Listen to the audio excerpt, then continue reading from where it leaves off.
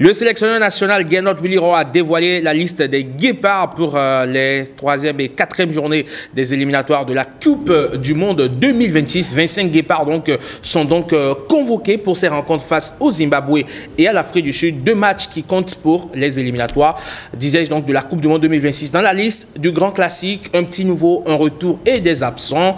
À suivre la lecture de Géraud Vuami, journaliste, chroniqueur sportif, écrivain, auteur du livre Le Rêve Jaune. Bonjour et bienvenue, Géraud. Bonjour, Eman, et bonjour, téléspectatrices. Comment allez-vous? Je viens chez vous. C'est un plaisir de vous recevoir pour décortiquer cette liste du sélectionneur national. Une liste de 25 joueurs. C'est Gernot doit rester dans ses standards. Exactement, c'est la 11e liste du sélectionneur. Et à chaque fois, il y a toujours une nouveauté.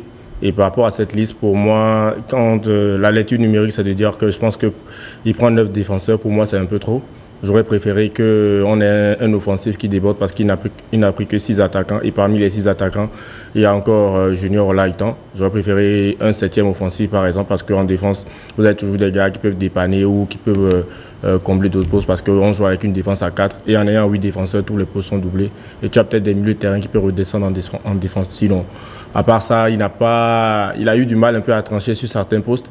Notamment en milieu de terrain, on va dire en attaque, mais il n'y a pas de grosses surprises. Très bien. Alors, quand on scrute la liste du sélectionneur national, le premier nom qu'on remarque qui est tout nouveau, c'est bien sûr Candace Fiogwe, le jeune joueur de l'Atalanta à Bergame qui joue en Youth League avec les U19. Depuis quelques temps, son nom a commencé par circuler. Est-ce que c'est pour vous une curiosité ou c'est juste pour une sécurité parce qu'on sait qu'il a une triple nationalité béninoise, ivoirienne et italienne? Bon, on connaît un peu ce type de communication. Mais aujourd'hui, c'est un joueur qui rentre dans une filiale qu'on connaît un peu déjà dernièrement avec Ange Tiboso, qui était dans le même type de schéma en Italie, avec les équipes de jeunes. Et derrière, il est venu en sélection, il a eu sa première sélection. Et derrière, on a vu qu'il a eu beaucoup de mal en club, notamment à Amiens, après un prêt en D2 portugaise.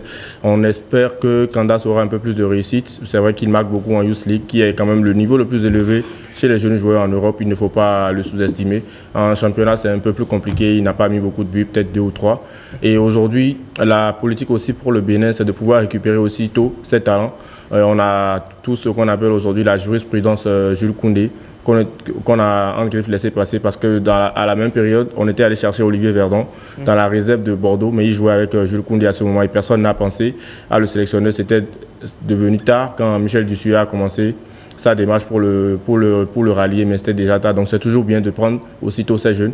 Et pour la statistique, si vous voulez, c'est le 19e nouveau joueur convoqué par Gernot en 11 listes effectuées par ce sélectionneur-là. Ça montre quand même qu'il a une certaine ouverture d'esprit pour aller chercher les joueurs. Et je pense qu'il aura quelques minutes pour pouvoir, comme on dit, le sécuriser. Parce que quand il aura sa première sélection en A, ce sera compliqué de choisir une autre sélection aussi rapidement. Très bien. Alors, quand on prend Candace Fiogwe, est-ce qu'il ne vient pas un peu trop tôt? Vous avez parlé de la jurisprudence Josué Tiboso qui est venu, qui s'est par la suite grillé. Il n'a pas pu passer le cap, comme on le dit. Brillant aussi, hein, lorsqu'il était à la Juve, il a lui aussi brillé en Youth League. Mais quand le moment est venu pour lui de passer le cap, de franchir un palier, notamment découvrir le niveau international, il n'a pas forcément été au rendez-vous. Moi, j'ai toujours trouvé que c'est bien de prendre les jeunes tôt pour les sécuriser. Mais pour moi, la bonne politique par rapport à ces jeunes joueurs-là aurait été qu'on ait une équipe U23 un peu plus active.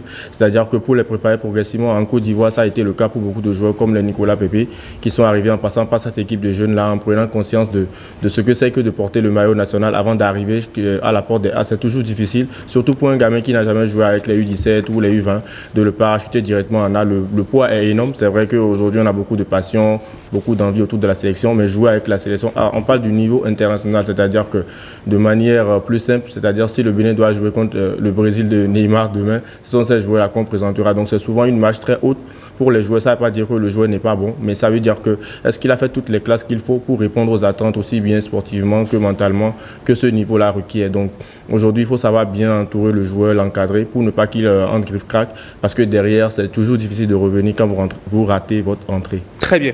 Alors, un autre choix choix fort du sélectionneur, c'est celui d'écarter Olivier Verdon. Vous en parlez tout à l'heure. Verdon n'est pas dans la liste du sélectionneur. Il n'est pas blessé. C'est pour des questions disciplinaires.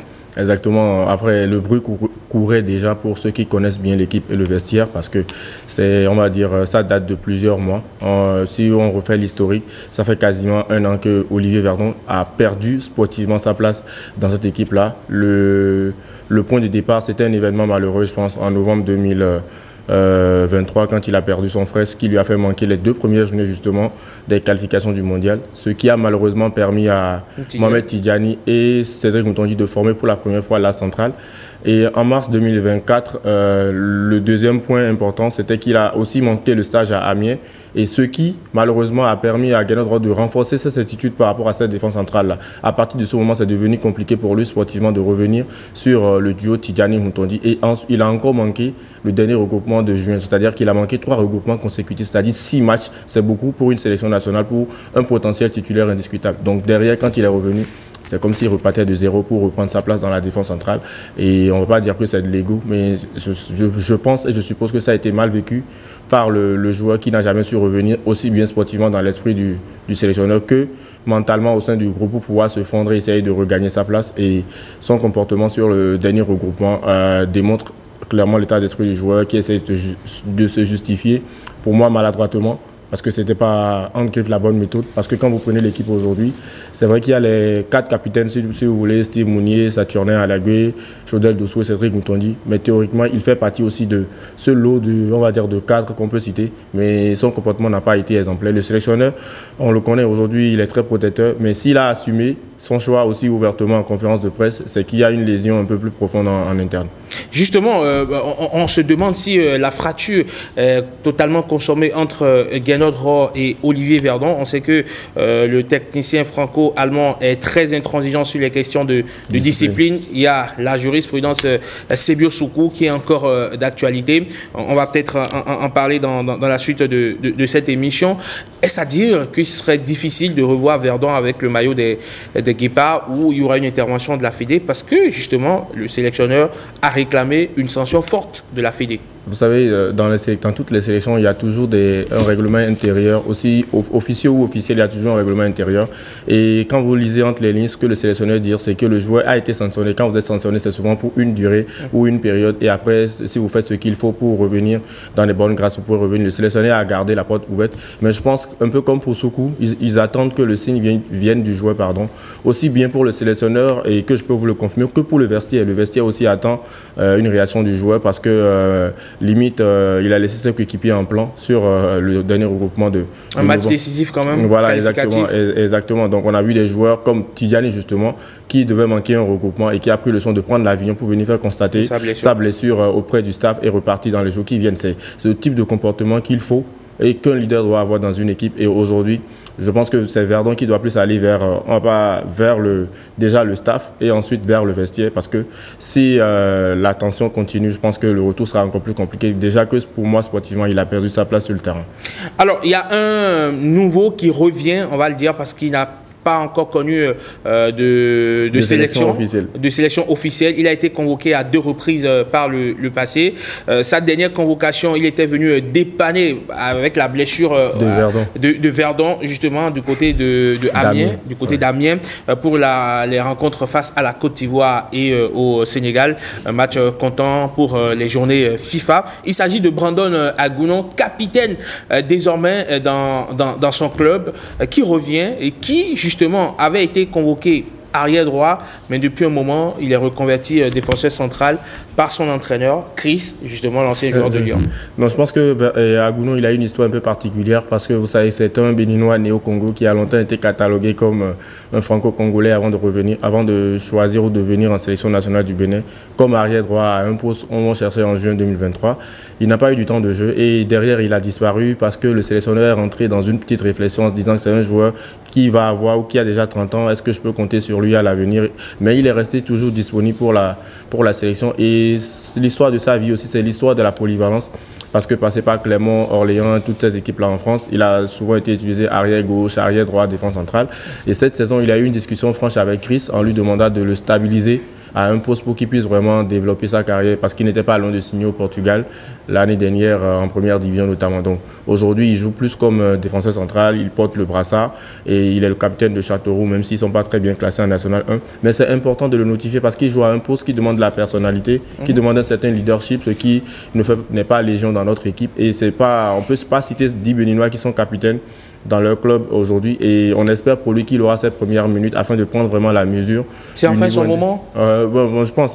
En plus, comme je disais, ils ont pris 9 défenseurs et ce sera vraiment compliqué de tourner derrière. Déjà qu'on sait que le sélectionneur n'a pas caché son ambition de jouer à fond les qualifications de la Coupe du Monde. Donc on ne va pas s'attendre à ce qu'il change tout. Aujourd'hui, j'ai dit tout à l'heure que Candace Fiogbu était le 19e joueur convoqué. C'est la 11e liste de Gernot Rohr et il n'a jamais dévoilé la même liste 2 fois. Mais par contre, sur son 11, il est très, très, très fidèle. Il change rarement son 11 entrant. Donc, ce sera compliqué pour Brandon de grappiller quelques minutes.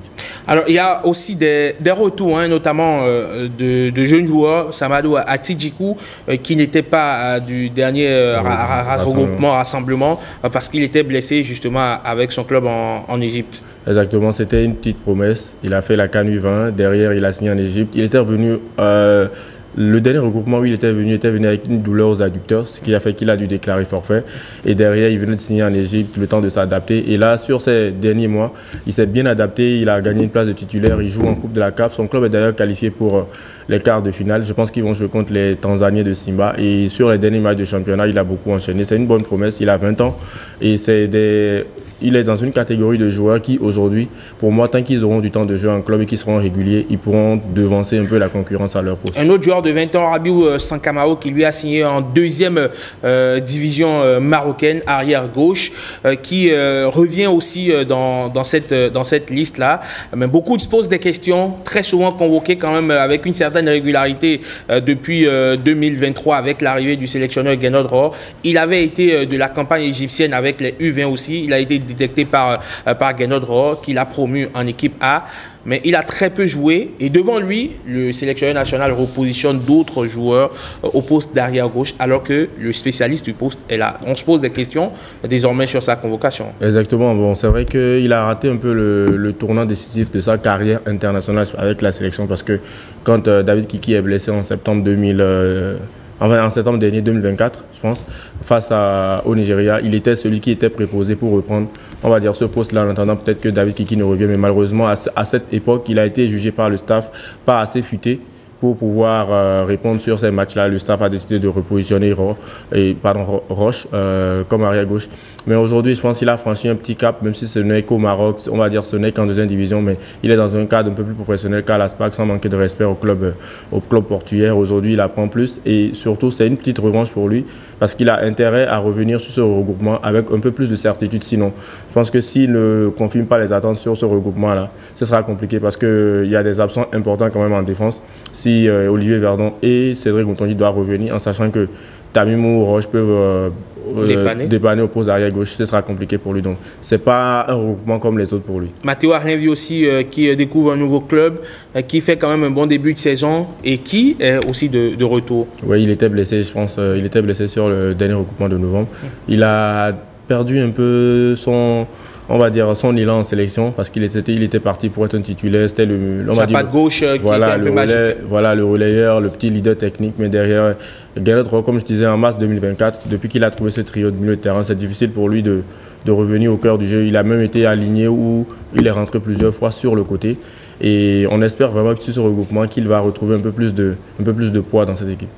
Et puis d'autres qui sont absents, d'autres qui pouvaient candidater pour une place de titulaire, mais qui sont malheureusement absents. Forfait pour certains dans cette liste, notamment Cédric Gontoni, qui depuis janvier, pour ne pas dire depuis le dernier match des Guépards face au Rwanda, la double confrontation face au Rwanda, traînait des pépins physiques et qui l'ont complètement éloigné des pelouses. Exactement, et c'est un joueur qui a une histoire un peu particulière, notamment sur les années de CAN.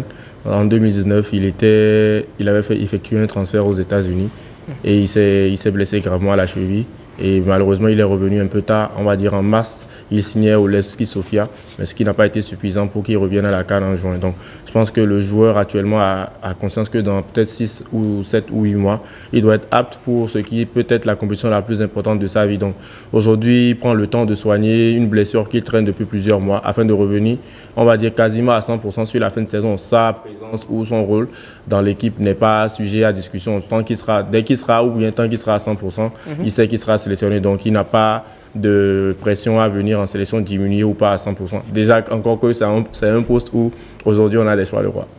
Et puis Tosin Ayego qui, une fois encore blessé à la même à la cuisse, donc ça devient quand même beaucoup. Ouais, je suis un peu peiné pour lui parce que c'est un garçon qui a beaucoup d'amour pour la sélection. On a vu sur les matchs quand il vient, même quand il est attaquant et qu'on le replace sur le couloir, il fait les efforts qu'il faut. Malheureusement, en club, il a fait une bonne première partie de saison, où il a même été élu joueur du mois de décembre en Ligue 2. Son club est en tête et va sûrement remonter en Ligue 1. Mais personnellement, sur cette seconde moitié de saison, c'est un peu compliqué parce qu'il s'est blessé. La cuisse, il est revenu. Je pense qu'il n'était pas totalement guéri, mais l'envie de jouer et tout le reste ont fait qu'il a vu de retrouver le terrain. Ensuite, il a rechuté. Il est sorti à la pause du dernier match qu'il a discuté. Mais je pense qu'il est peut-être dans le meilleur environnement pour se faire soigner et pour revenir. Donc, s'il a rechuté, c'est sûrement parce que la blessure n'était pas suffisamment cicatrisée. On espère que son prochain retour sera le bon. Alors, Romaric Amoussou du côté du LASEC Mimosa, avec ses débuts tonitruants, aujourd'hui il est en train de baisser en régime. Il n'a plus assez de temps de jeu. Le sélectionneur national a donc justifié son absence par cette raison-là. Exactement, je le mets aussi dans la catégorie des joueurs qui ont besoin d'être réguliers en club pour pouvoir garantir ou assurer un peu leur place en équipe nationale. Mais derrière, aujourd'hui, c'est un joueur qui a un statut un peu particulier parce que lui, il joue à Abidjan et son club, les écureuils, les Guépards reçoivent à Abidjan et en cas de forfait de sélection, il a dit qu'il pourrait rejoindre. Mais c'est un joueur aussi, à chaque fois qu'il est venu, il a toujours eu la bonne mentalité. Il a eu sa première sélection contre le Rwanda et il reste prêt pour la sélection. On voit que même dans le speech du sélectionneur à son égard, il a beaucoup d'affection et beaucoup de bonnes choses à l'égard du joueur à qui quasiment il dit que c'est parce qu'il n'avait pas de temps de jeu et qu'il serait prêt à le reprendre s'il y a un forfait. C'est aussi une marque de confiance. Quand un sélectionneur dit cela, vous savez que vous devez faire ce qu'il faut pour retrouver du temps de jeu en club. Pour moi, c'est un absent. Mais ma petite... je vais dire inquiétude sur cette liste de Garnet Ross, c'est par rapport à l'utilisation des joueurs locaux offensifs notamment. On va en reparler tout à l'heure. Okay. On va en reparler tout à l'heure. Alors, qu'en est-il de Lenny Piringel qui a connu, on va dire, un one-shot qui n'est plus revenu? Il était là sur les 2 derniers regroupements, je pense. Il était là sur le match décisif. Quand je parle de one-shot, il est rentré une fois. Je pense que c'était à Amiens. Amiens et c'est fini. Et Lenny, c'est un joueur qui vit une situation particulière depuis quasiment une année. Pour rappel, c'est un gros talent de la formation française parce que je rappelle qu'à 16 ans, c'est le plus jeune joueur de l'histoire de Bordeaux à avoir signé professionnel. C'est tout sauf un hasard. Mais derrière, Bordeaux a coulé, comme vous savez. Et ça a été difficile pour lui de retrouver un club à QRM. Il a signé après la fermeture du Mercato. Et derrière, ça a été plus difficile de faire la préparation, revenir avoir du temps de jeu. Et sur ce regroupement, je pense que c'est un choix stratégique qui n'a pas été écarté parce que sur cette dernière semaine, il a commencé à retrouver du temps de jeu à QRM où il est titulaire d'ailleurs. Sauf qu'en National 1, quand il y a les trêves internationales, il n'y a pas de pause pour le championnat. Et lui, c'est un jeune joueur qui vient de gagner sa place. Donc, le sélectionneur le connaît, c'est lui qui l'a convaincu de venir jouer pour le Bénin. Est-ce que c'est nécessaire de couper la dynamique d'un joueur qui est en train de gagner sa place pour qu'il vienne peut-être ne pas être titulaire en sélection alors qu'il a peut-être la possibilité de faire 3-4 matchs en club? Autant le laisser faire continuer sa saison, sa dynamique actuelle, plutôt que de le faire venir et de savoir qu'il y a 2 joueurs qui sont prioritaires devant lui. Donc, je pense que l'absence de Lenny Piringel s'explique par ça. Ce n'est pas forcément une sanction ou un choix parce qu'il y a de meilleurs joueurs que lui. Qu'en est-il alors des joueurs locaux, ceux-là qui jouent dans le championnat national et qui ont quand même des stats assez intéressantes, qui auraient pu peut-être, pas systématiquement, mais peut-être leur ouvrir la porte de la sélection? Je pense à l'attaquant de Panthère, Moussa Maé-Harou, qui a quand même planté 13 buts, qui a 13 buts actuellement. Je pense également à Hospice Aoumadegbe, qui à l'intersaison a quitté Adidja pour l'Auto, et qui a d'ailleurs marqué le week-end dernier. C'est des éternels oubliés, les locaux, les offensifs locaux? Non, en fait, j'ai toujours eu un souci avec la lecture locale de Guénotro, parce qu'on sait qu'il ne vit pas au Bénin, il ne regarde pas vraiment le championnat, il faut être honnête et le dire. Mais vous savez, même en Côte d'Ivoire où il y a une pléthore de talents, le meilleur buteur de la sélection a été convoqué une fois pour pallier un forfait. Il faut montrer à ces joueurs-là que vous avez un regard sur eux. En 2024, il y avait déjà Romeo Dacosta qui avait 15 buts et en mars, et ces joueurs n'ont jamais reçu de pré-convocation ou ne serait-ce qu'une petite attention pour montrer qu'ils sont suivis et qu'ils peuvent devenir demain des joueurs importants de cette sélection. Je pense qu'aujourd'hui, vu les moyens mis par l'État par rapport au championnat, au développement du football local, ces joueurs-là méritent un peu plus d'attention, ne serait-ce que pour recevoir des pré-convocations, montrer qu'on les suit. Et surtout, on sait qu'il y a un gap important entre le niveau international et le niveau local.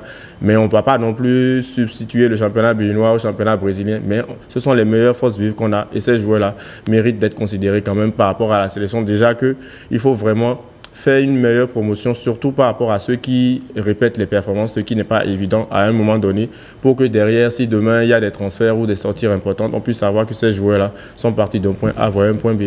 Géraud, dans pas longtemps, dans quelques jours, donc, les Guépards vont affronter le Zimbabwe du côté du Moses Mabhida Stadium en Afrique du Sud. Et puis derrière, ils vont recevoir l'Afrique du Sud à domicile, donc au stade Félix Houphouët-Boigny, qui le réussit si bien. Comment est-ce que vous entrevoyez ces deux rencontres? Difficile? Non, je ne dirais pas difficile. Je pense que l'équipe a beaucoup plus de confiance qu'il y a, on va dire, environ un an où elle a battu le Nigeria et le Rwanda pour ces deux premières victoires sous l'ère de Guénotro.